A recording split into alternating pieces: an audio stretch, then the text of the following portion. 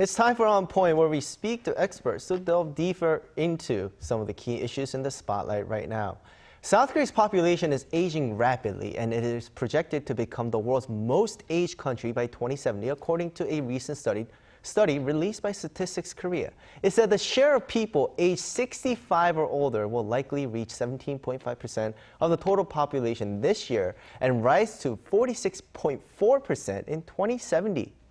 Currently, a person aged 65 or older in South Korea is considered a senior citizen. So with the aging population, should the country raise this age, and what would be the implications if it does? For more, we have Professor HWANG Myung-jin from Korea University joining us this morning. Very warm welcome to you, Professor. Good morning. Good morning. Right, well, first off, what does it mean to be a senior citizen in South Korea? What kind of benefits or welfare are you entitled to?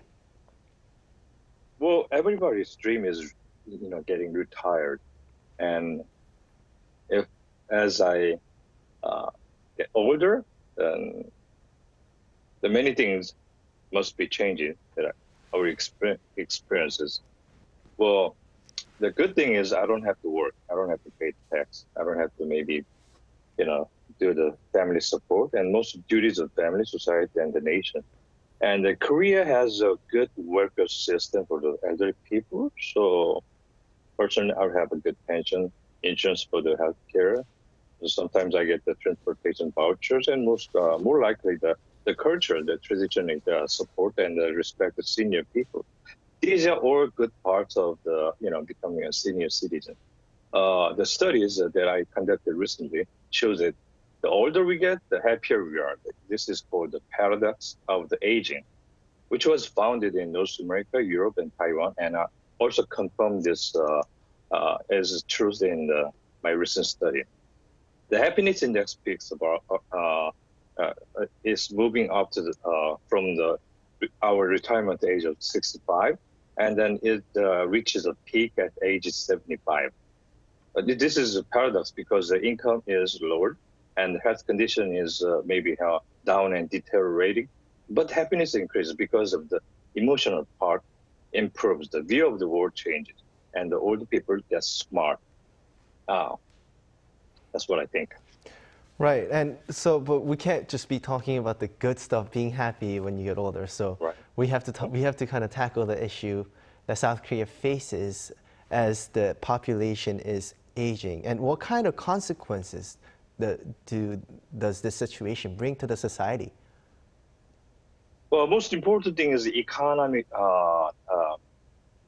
disadvantages. Older people is becoming poor, and then it's been quite phenomenal, especially in Korea, because most other countries, the poverty issues among the elderly people are similar because they are losing the income resources mostly. But at the same time, most of the OECD member countries, they have a good pension program. So most of the elderly people after retirement ages, and they get the beneficiary of the pension, public pension plan, so that they can be relieved from the absolute poverty level. In the country, Korea's pension program is very discriminating. Those who got the pension as the government workers and the teachers and soldiers, they will get the good pension program. But about 50% of the older elderly people could not get the public pension program. So we have to work on it. The problem is, as elderly people, the size of population becomes larger, the pension fund will be depleted sooner or later. So we can't afford to expand the beneficiary group in any sort of the government policy alternatives. And another thing is health. The Korean healthcare system is number one in the world in any aspect. So people live longer, and then in terms of longevity, Korea will be the oldest country within the 30 years. The population projection shows, and which is good part because everybody knows that Korea's medical system is great everybody can be covered, whether you're aged or not. The problem is like the depletion of the pension fund. The financial status in the Korean healthcare system will be in danger. So we have to do with these things. So therefore, there are issues that people think about the raising retirement ages. Therefore, the beneficiary ages of the pension and other social welfare funding for elder people will be expanded or delayed. Right, and Professor, well, that really is a concern, how resources and just the finances are being depleted in terms of providing the very much needed healthcare and assistance to this aging population. And well, this is especially a concern for millennials and Gen Zs in Korea as well, because Korea already has a worryingly high level of elderly poverty among OECD countries. And well, in terms of looking at the future, where much of the population will be above a certain age, do you think that means the official age of retirement also needs to be changed?